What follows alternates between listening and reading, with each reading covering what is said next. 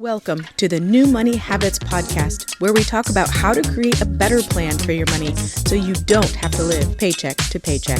Here are your hosts, Sarah Jones and Nino Villa. Welcome back, budgeteers. Thanks for joining us again. My name is Coach Nino Villa, alongside my partner on the airways, as always, Sarah Jones. And today, we want to talk to you about communicating about money. For anybody who might not know, one of the leading causes of divorce is arguing and financial problems. And so let's talk about how to communicate, not only with your spouse about money, but we can also dive into how to communicate with your kids about money or other family and loved ones.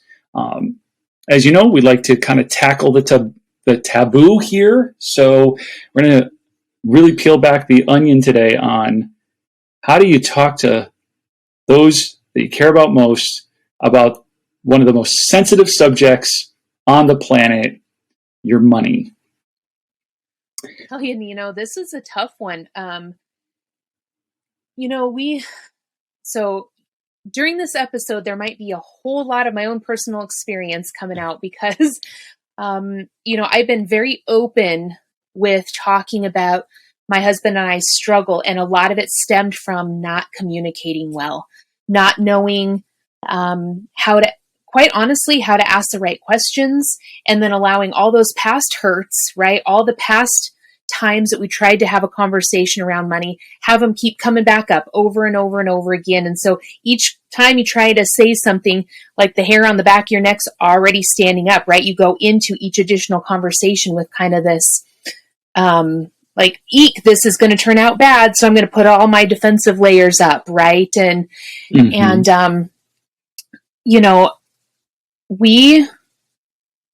on the verge of divorce twice. Oh, wow. A lot of it over money issues. And, money hits every area of our life. In one way or another, money hits. It doesn't have to be the main focus, but it hits every area of our lives. And so for us, the fighting started and we didn't know how to communicate. I felt attacked a lot of times. I would say something, my husband, for a long time, he doesn't so much anymore, thankfully, but every time we'd start to have a conversation, he felt like it was a confrontation, right? And so he just shuts down. He doesn't like confrontation. So what we were creating was, he thought it was a confrontation. I was feeling attacked, so I was probably, quite frankly, attacking him, right? And we were getting nowhere quick. And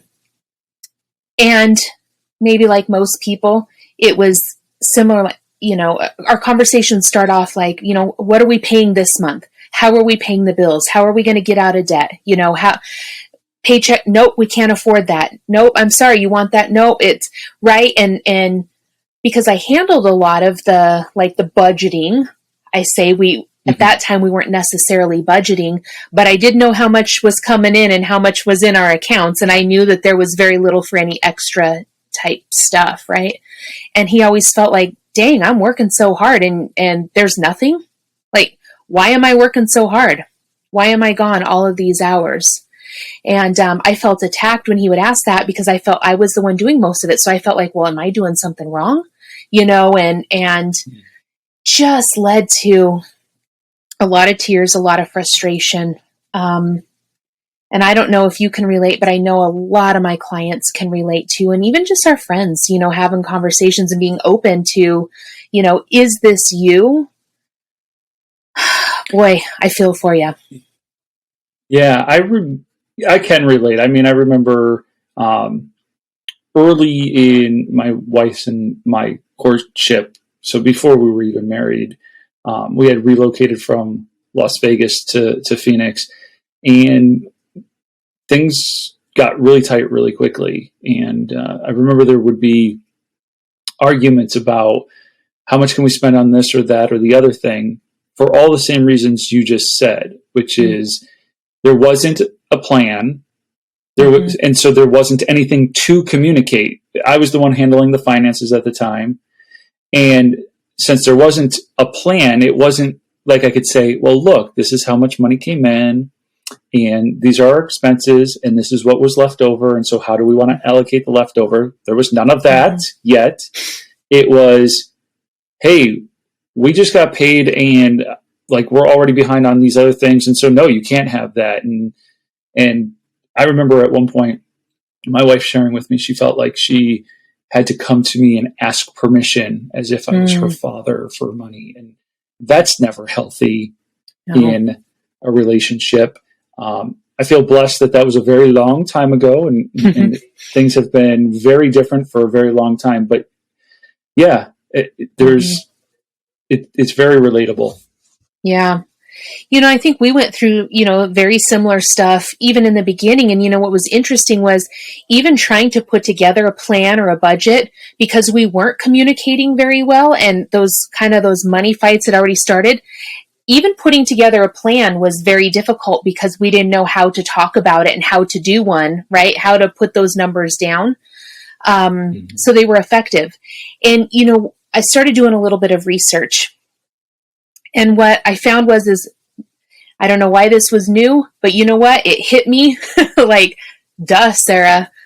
Men and women feel very differently about money, and it affects us very differently. And I will be completely honest. I didn't take it into consideration how he felt about money and what was important to him, because I had never asked, because it never frankly occurred to me. I knew that some of our goals were different, but I didn't know at that time how we felt about money and how different it was. And so I started doing some research, and, what I learned was, and this is going to be a very general observation, but in my experience, men want their work to be validated, right? They're working very hard. Typically, I'm not saying women don't, but typically, men are more the breadwinners of the home, right? And earning more than women. And they want their work to be validated, and their effort to be appreciated. And when there's more money in the bank account, oftentimes men feel more successful. Women, we want our situation to feel understood. We want to feel understood by men. And there's that meme that reminds me of the meme, like the book to understand men is like, a millimeter thick, right? But women, it's like a mile, so, I mean, the argument could be made, maybe women are hard to understand, but, we just want the situation. We want to feel like we've got a good grasp on it. And we like oftentimes to look ahead and make plans to address the current concerns that are coming up. How are we going to handle this in the future? And for a lot of us women, having money in a savings account, not necessarily the checking, but having money in a savings account helps us to feel safe and secure. And when I started researching and putting this stuff together, things started to make a little bit more sense to me. And I felt like it was powerful. Right? It was powerful just to understand from his perspective how he might be feeling, right? He doesn't talk about his feelings a whole lot, but how he might really be feeling about, dang, I'm working a lot and there's nothing left for me, because here I am, me telling him, nope, you can't go out with the guys because there is no free money available here, right? Yeah. So, when I started figuring that out, what I started to incorporate, and I had a talk with him, I said, listen, what we've been doing hasn't been working, so can we be open to trying something new? One thing that I suggest to people is make a space to have conversations about your finances with your partner, right? Create a space to do that. We're busy. A lot of times, honestly, we're planning a wedding and we're trying to talk about this, or we've got kids running around, right? And we're both working and life is busy. And so we might have these little bits and pieces of conversations throughout the day, right? Dinner's being made, getting the kids loaded or unloaded from the car and, just quick. But finances need to be a priority in our life. And I don't mean just making a lot of money, but making our plan with them, making how we use our dollars they need to be a priority in our life. Yeah, I think you're right. I mean, obviously you're right. Let me say that. Communicating about your money is incredibly important, and it should be a top priority. As I said at the top, one of the leading causes for divorce is arguing. And when you peel that back and you ask yourself, what are you arguing about?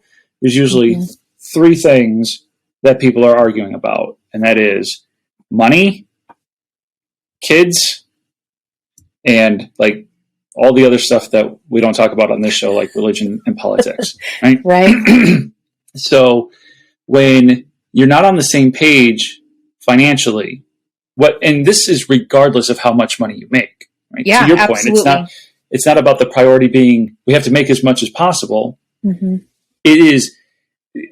I work with couples who bring in $250,000 a year, and they're having the same arguments that a couple who makes $75,000 a year are having, and it's because they're just not on the same page. They're not communicating about their financial situation, their financial goals, and just how they plan on managing money. You know, sometimes I also think back to early in my courtship with Christina. It was I'd make a lot of suggestions on how I thought the money should be handled, and she was very agreeable. But then as time went on, you know, even myself, it wasn't necessarily her who decided or had thought maybe this isn't fair the way it's set up or whatever.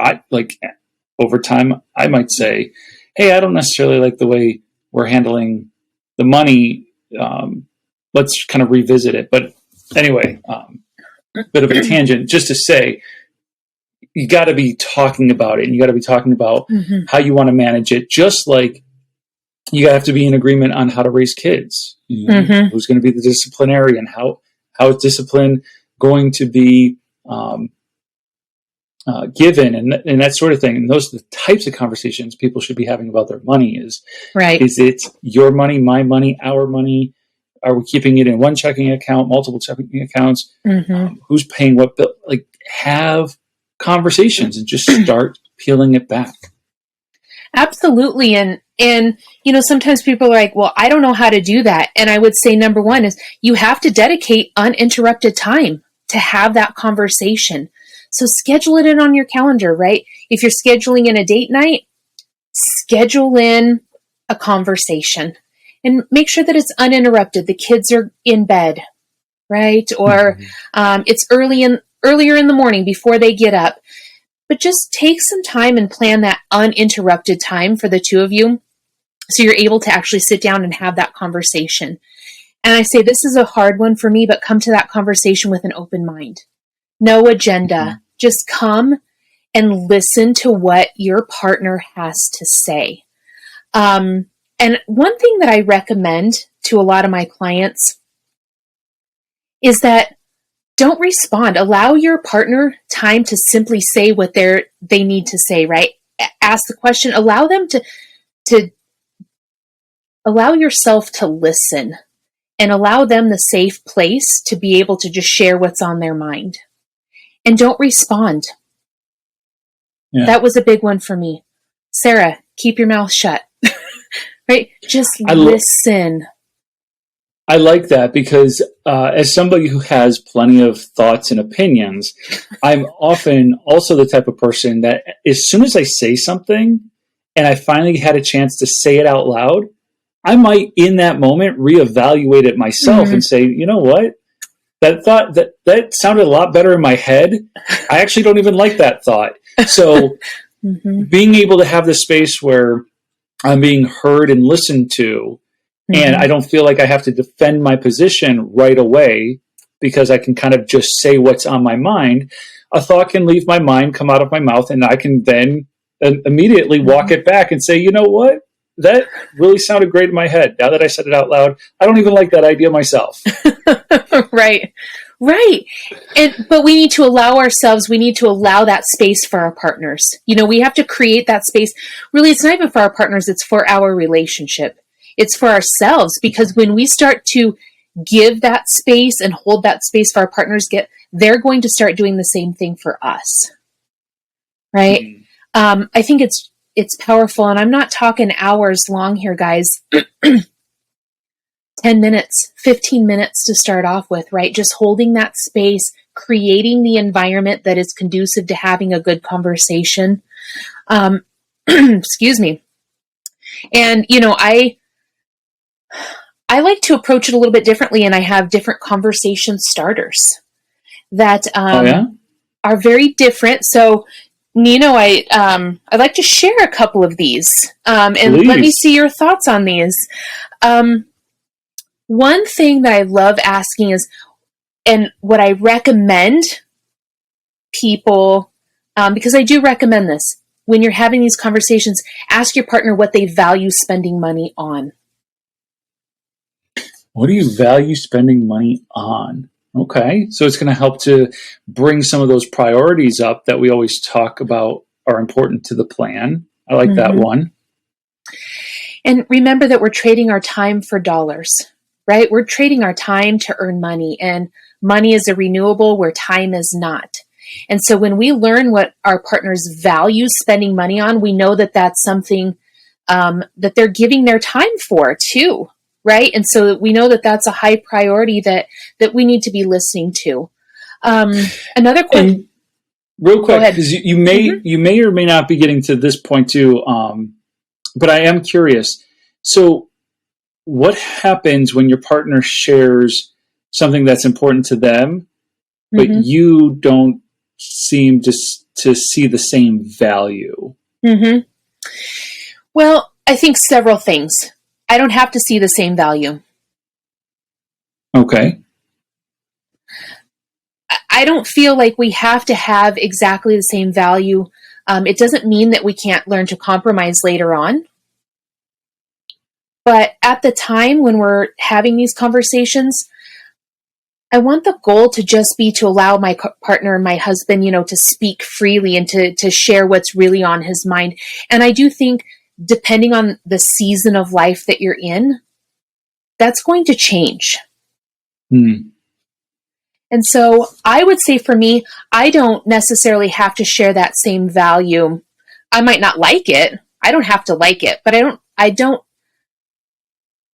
not here to address it then. I think that's a later conversation, right? It's a good reminder that that's that space that you're providing your partner to just answer the question, without any response, and certainly without any judgment or anything like that. So I like that. Sure.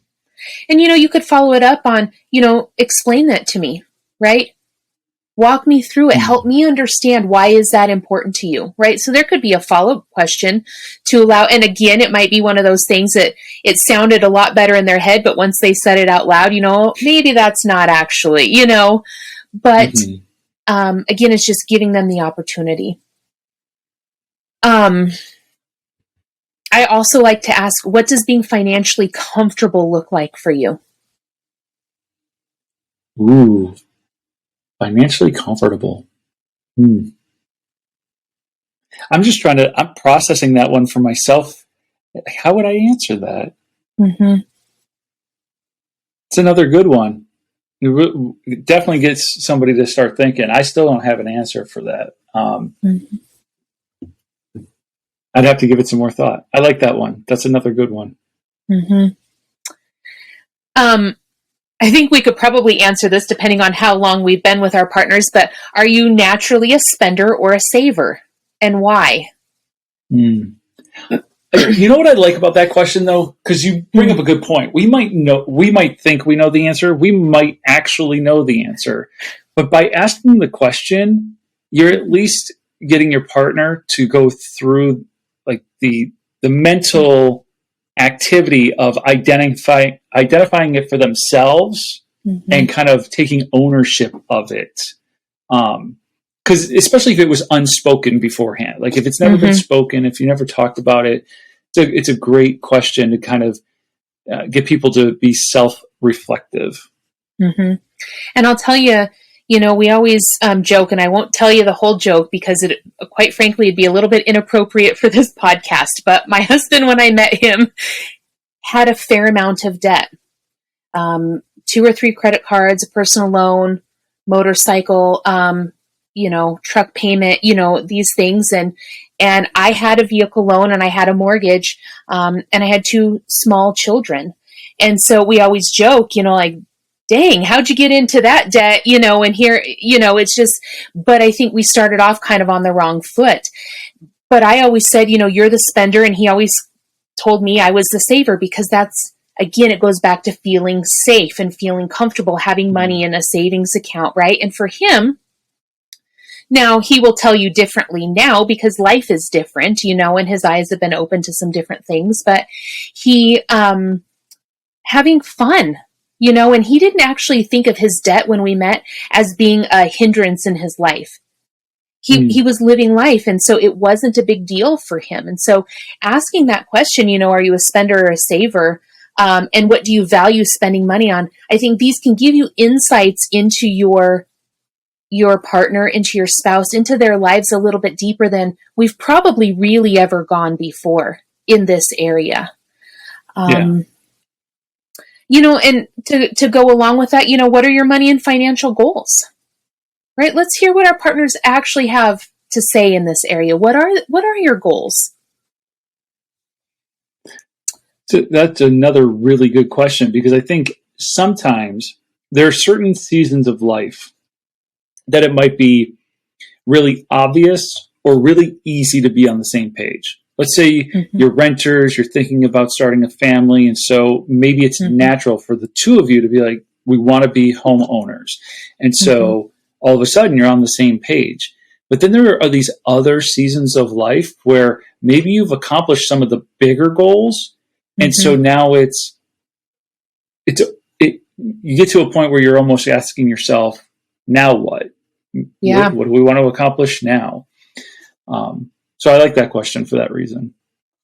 And, and I'll say too, in today's day and age, my husband, when we met, I had been married before and divorced and 2 young kids. He had never been married, and he didn't have children. And so when we got together and we got married, right, we're blending different experiences and different things. So he didn't necessarily have the opportunity to, he moved in with somebody, right, that I owned my home. And we kind of skipped some of those firsts together, right? And so asking these questions, because life can change, and what you thought might happen versus what is happening, it's always good to reevaluate it. These aren't one-time questions. These can be asked in the different seasons that we're living into, because they will change. For sure. I really like, what does retirement mean to you? I love that question. Now that's one I have an answer for already. I work because I want to, not because I have to. Yes. Like that's retirement. That's how I define retirement. I love that question.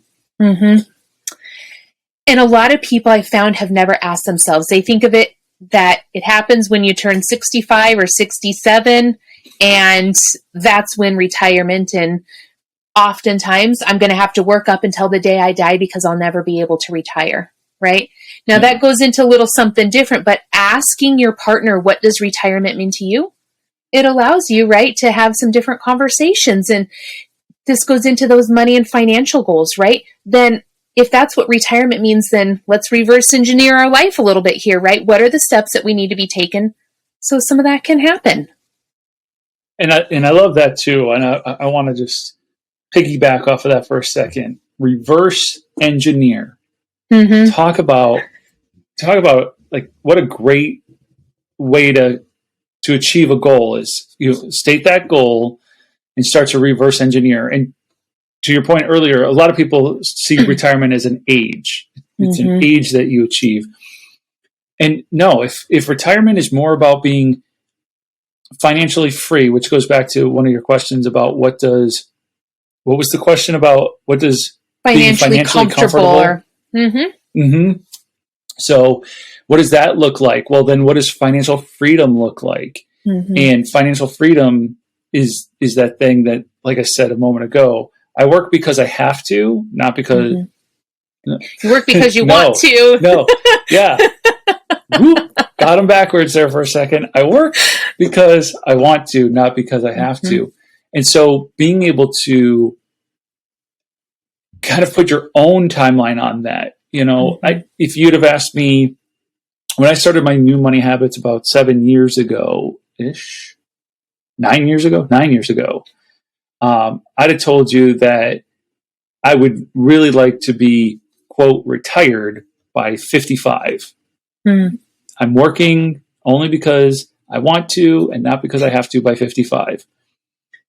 I'm now 13 years away from that. I don't know how realistic that still is. I'm working towards it. But anyway, that I just love the idea of reverse engineering. Like figure out what your goal is and then kind of work your way backwards. How are you going to achieve it?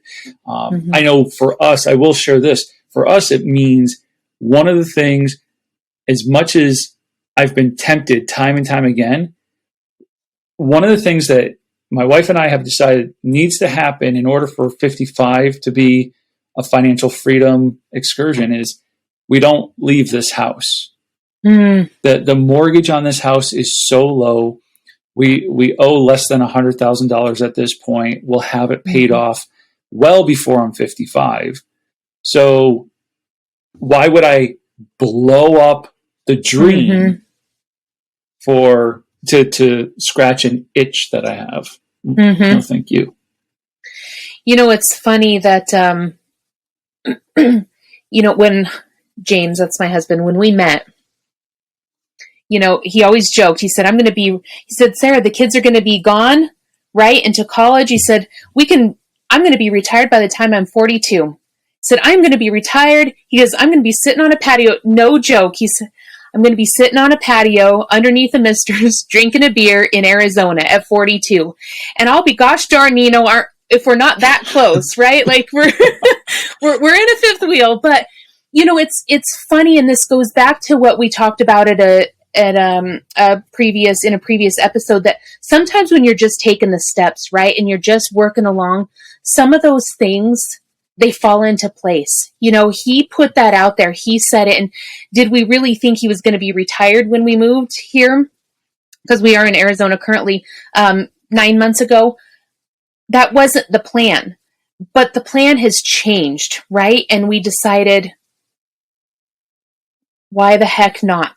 Right. And so our plan changed. And so then our future, things change, and you can feel free to make those adjustments, but it feels pretty darn good to have him say that, 17, 18 years ago. Right. And through almost 2,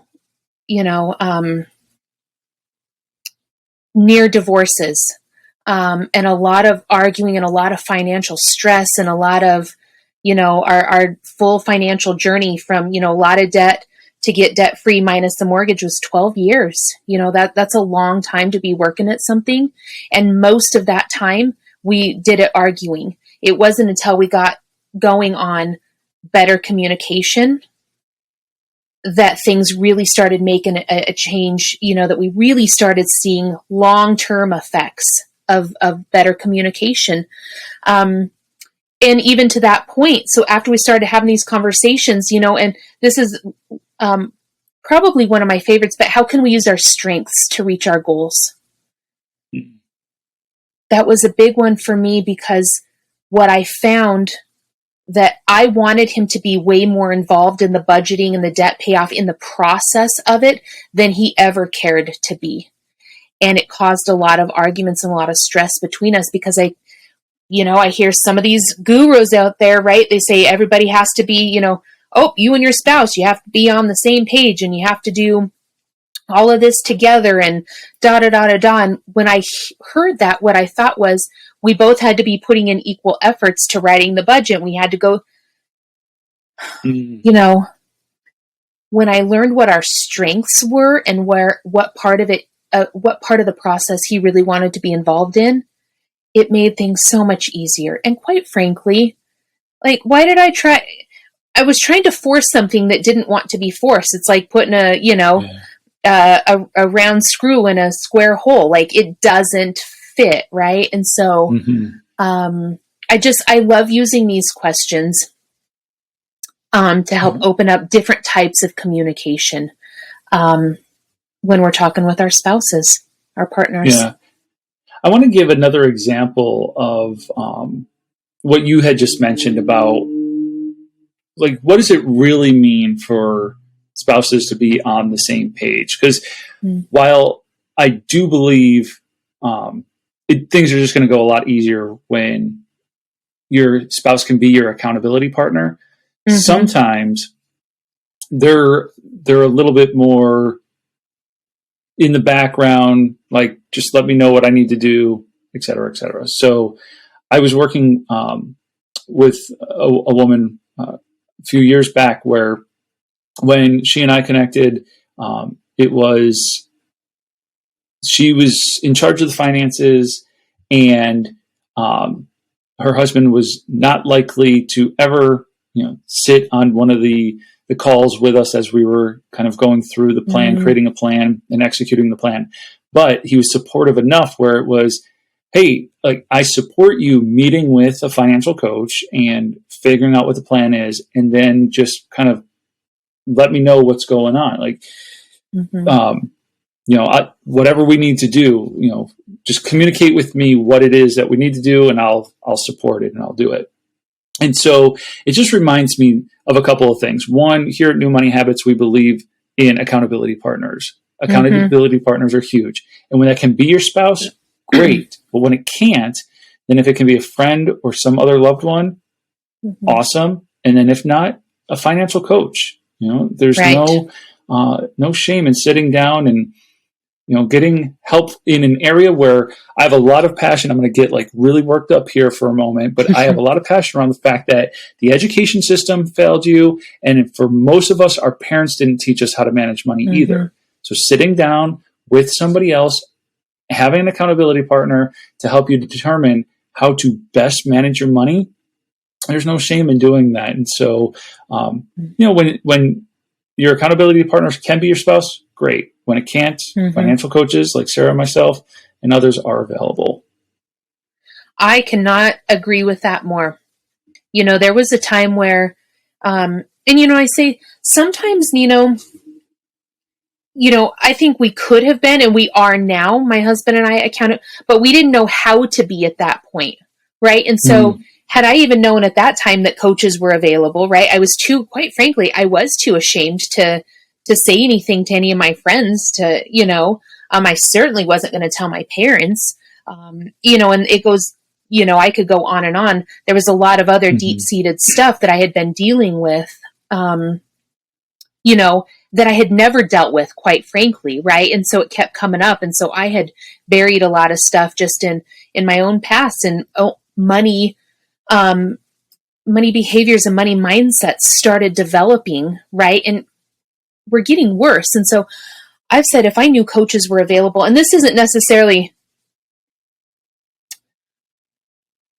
if I knew coaches were available when I was going through some of the struggles when my husband and I would have absolutely reached out just to give some guidance, right? To look, because we weren't on the same page, and it certainly wasn't, I didn't feel like it wouldn't have torn us apart. It really could have helped me to better communicate with him so I could understand where he was coming from more, right? So it could open up some communication a little bit differently for us. Yeah. And how powerful to get to a place where your partner really is your safe place, your safe spot in all things, right? We shouldn't keep finances as the barrier in our household. It really should be something that we can communicate, and we learn how to communicate through. And I don't believe that this is a topic that's talked about, quite frankly, anywhere. So I'm happy that we're talking about it today, because I just don't see it out. I see a lot of other things, but I don't see this specific topic out there. Yeah. I think, for any of our listeners who've never sat down with a financial coach, and you're kind of like what would that even look like? This is where a lot of the conversation starts. So whether you are a couple and only one of you is going to show up to the coaching session, or you show up together, or you're an individual, it's about talking about and communicating about money. So especially when you're in a relationship, a lot of where I start with my clients is, how do you guys communicate about money? What conversations have you had? What agreements do you have? And where do you guys differ in opinion? And so it like this point, this piece of money management where you're communicating about how money works and your money situation is huge.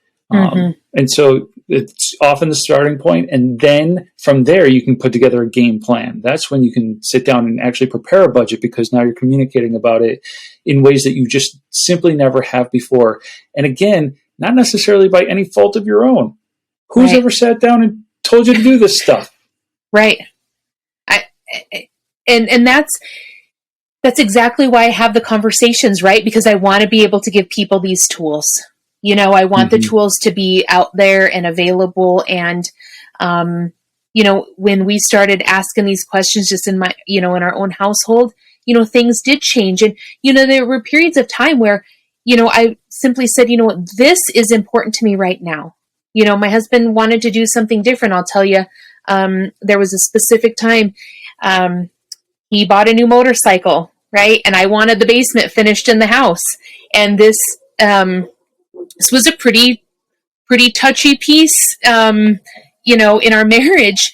And, but you know, what I did was I just told him, you know, why is the basement finished? Why is that important to me? Right? Really explaining. It's not that I just want to spend money and finish our basement, but why is that important to me? What does it do for our family, in my opinion? Right. And when we had that conversation, now he did get the motorcycle. He did, because that was important to him. And it did not come without arguments. I'll be the first to admit, you know, we had arguments over it.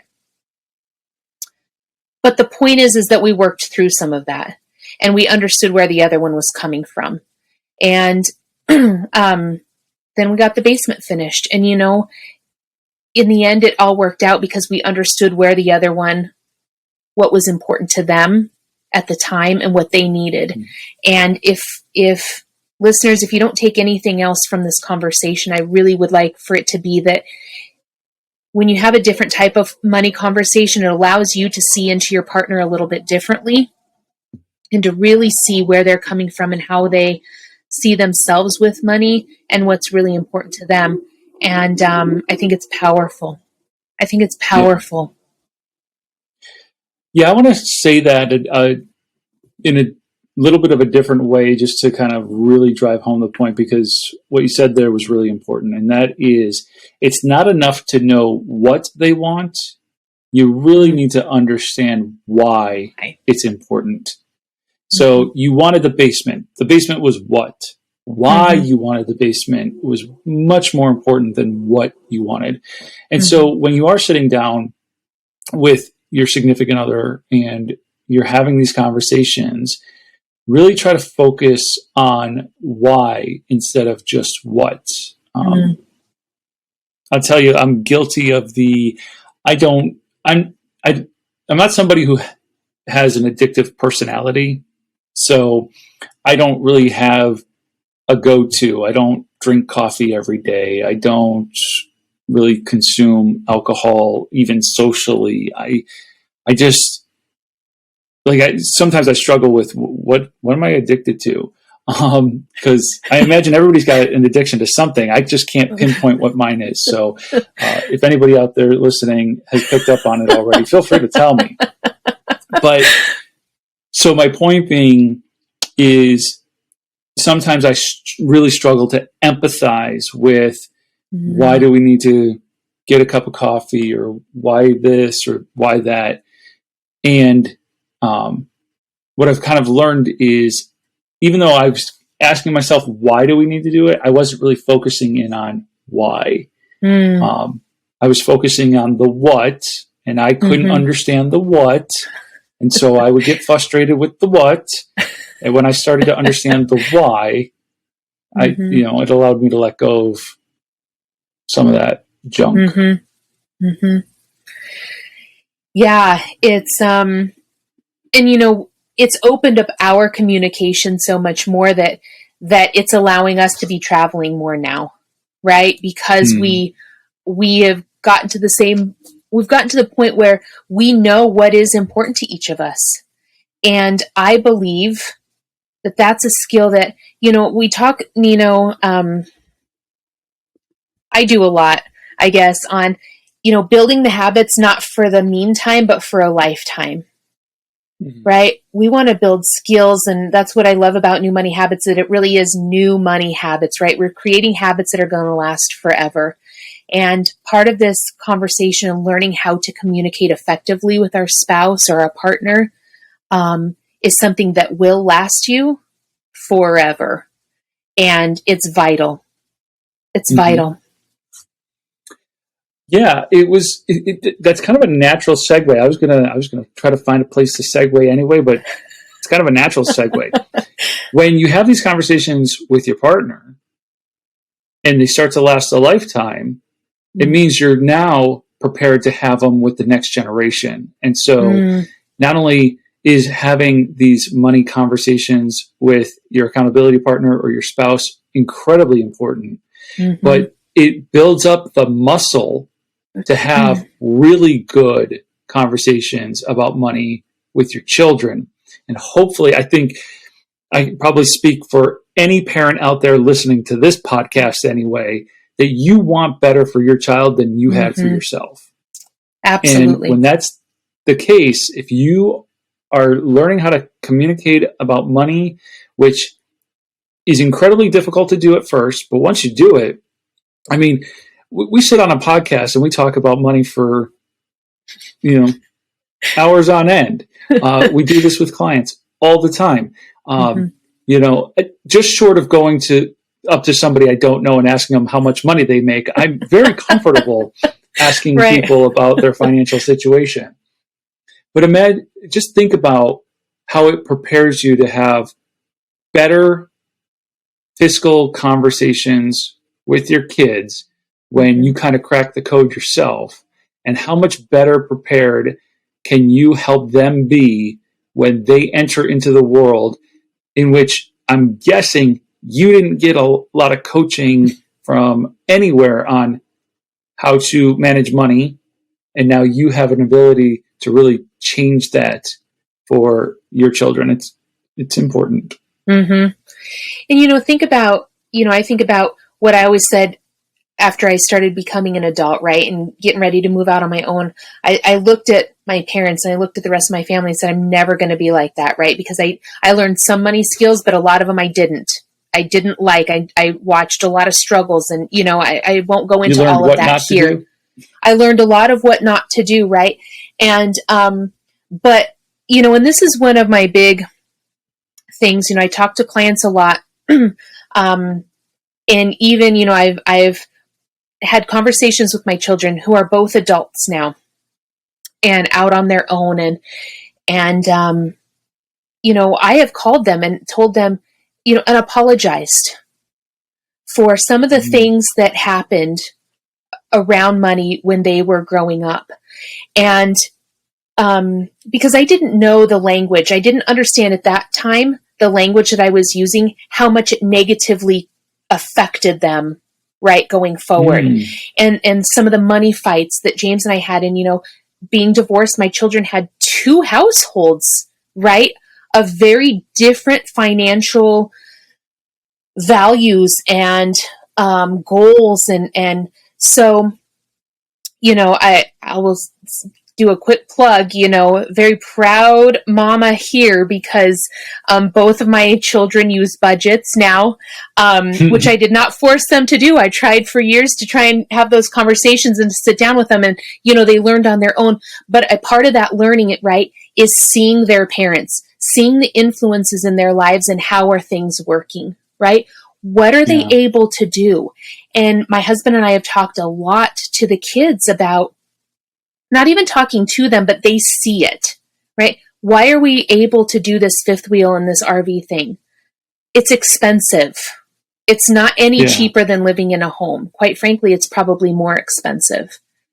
Oh, and wow. so, it's, the kids see that, right? And we have conversations, and I love that it gives us the tools to be able to pass on to the next generation.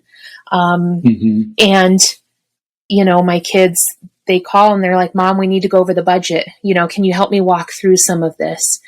And, incredible. That's we're creating our legacy, right? And what we do is getting passed down to our children. And I just want you to think about how you grew up. What your parents did is probably what their parents did and the generation before them, right? And you have the ability to create something new going forward. You don't have to carry on all those generational traumas going forward. So may I ask, you said that you had to call the kids and kind of apologize, and it's because of some of the language that they heard that might have had a negative impact. Do you mind me asking for an example or two? I might even cry on this because it's still a tough one. All the time I said, we can't afford it. And I said, no, I can't afford it. No, we're broke. And oftentimes it was because when they were asking to go get ice cream, my kids loved ice cream. And, this is where the priorities, and what's important, right? And when we're putting together our plan, and our budgets, how we really have an opportunity to build it to what's important. And I told my kids no to, we could have gone to, one of the fast food joints, right? And paid $1 for a cone. But I didn't look at it that way. I always told them, no, we can't afford it. No, we're broke. No, we can't afford it. No, we're broke. And that's hard. Yeah. That's hard.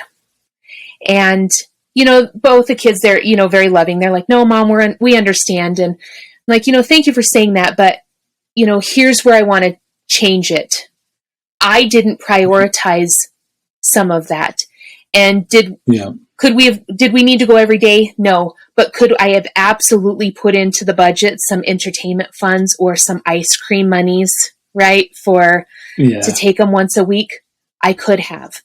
And that plays into a lot of the scarcity mindset that I was living with. And so it goes into a lot of other things, but, broken, no, we can't afford it. No, we don't have the money for that, when they would see us spending money on other things. So I do appreciate you sharing that. Right. Because as a parent now, like, I'm starting to understand too, like the impact that our words, our attitude, our mood, all of those things, they have a longer lasting impact than we might realize sometimes. And then sometimes you have some great kids who are like, we totally understand, but it doesn't change the fact that you felt a little guilty or just less than stellar about it. So I appreciate you sharing that. Sure. And I think, it affected them at the time. They're very gracious now and saying, oh, it's okay, Mom.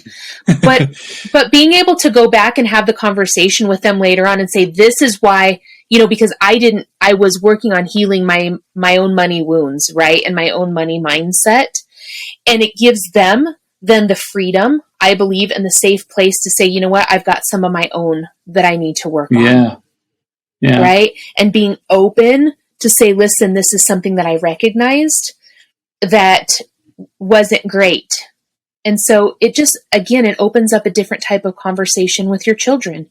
And it gives them the safe place to be able to share things that maybe did affect them. Yeah. Right. And then what can they do going forward? Yeah. Speaking of kind of changing the legacy for the next generation, I have a proud parent moment, and stop me if I shared this already. But my daughter had a birthday recently, and she's at that age where there's more cash than gifts often, right? So she kind of made out like about $200 or so. Wow. And so how come that doesn't happen to us adults? Can I just say, how come adults don't get that?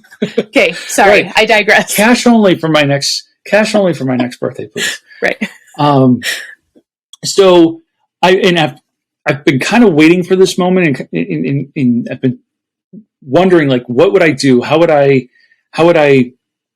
for lack of a better term, coach her through, having that kind of money? So it just kind of hit me in the moment. I said, I kind of congratulated her or whatever. And I said, I want you to think about for a moment, if I gave you $1 right now, I want you to just think about how much of that dollar would you want to put into savings? How much of that dollar would you want to put into some type of investment? And how much of it would you want to spend? And she did not take very long at all to reply. And she said, I want to put 50 cents into savings. I want to put 25 cents into investing, and I would want to spend a quarter. And I said, well, can we apply these let's apply these percentages to the $200. And so it would mean putting $100 into savings. It would mean putting $50 into an investment. And we've already talked a little bit about what investments are. That's why at 12, she knew what she was talking about. And it would mean $50 for spending. And I said, what do you think about that? And she took a moment or two, and she was processing. She's like, well, $50 is a lot of money to spend. So that's enough. And she's like, and $100 in savings would go a long way to helping me to like save to buy something else in the future if I wanted it. Okay. And she's like, and $50 investing. She's like, well, Dad, you said that investments can go up, but sometimes they can go down. So I wouldn't want to put more than $50 because I wouldn't want to lose it, but then it could make me money. So and so I said, are you okay? Like, is that what you want to do? You want to put 100 into savings, 50 in investing, and 50 in spending? She's like, yeah, let's do that. At 12.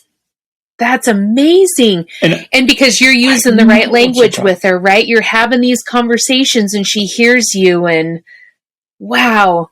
Yes. Wow. Right. And so talk about like putting the next generation on a better path, because now all I can think about is if she can hold to those percentages when she gets her first job and she gets her first paycheck, and when that paycheck's $200 and she tells herself 50 is enough to spend and 100 is going to go into savings and I'm going to invest 50. Like, if this is something that she can carry forward, but nobody had this conversation with me at that age. So it is really about just opening up and talking about how money works and how to manage it well. I love it. That's pretty incredible. And because she knew what savings was, she knew what investments, right? It goes back to hearing you talk about these things, right? And having conversations with her and probably your wife and clients even, and so she's getting all this language that is really serving her in a way that's long-term. It's not going to be foreign to her. That's right. That's right. It made me think too that, so my little guy, he's 8, and one of his favorite things to do is to sit down in front of the computer with Dad and do Dad's work with him, right? So whether that means I'm writing copy or editing a video, whatever, he wants a hand in everything that I'm doing, even when I'm sitting down at the computer to pay the bills. Dad, are you paying the bills? Can I help you pay the bills? And so it opens us up to have an age-appropriate conversation about, like, he understands what a mortgage is. He understands that I have to pay money every single month for the loan that the bank gave to me so that I could buy the house. And so I'll even ask them from time to time, like, whose house is this? Like, it's our house, but the bank gave you the money. So if we never paid it back, like Like they understand foreclosure. They're Right. 12 and 8. It's awesome. And at least in a healthy way. They don't know, they Right. don't understand foreclosure because we've been through it. They understand, oh, okay, bank gave you money, you have to pay it back. You have this much time to do so. This is how much it costs you, all that stuff. So Yeah.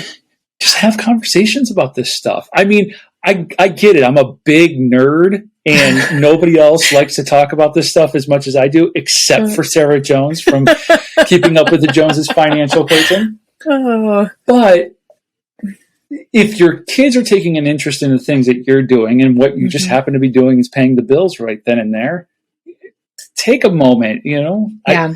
I didn't sit down and give them the whole shebang in one sitting. It was a little bit here, a little bit there, but now they understand it.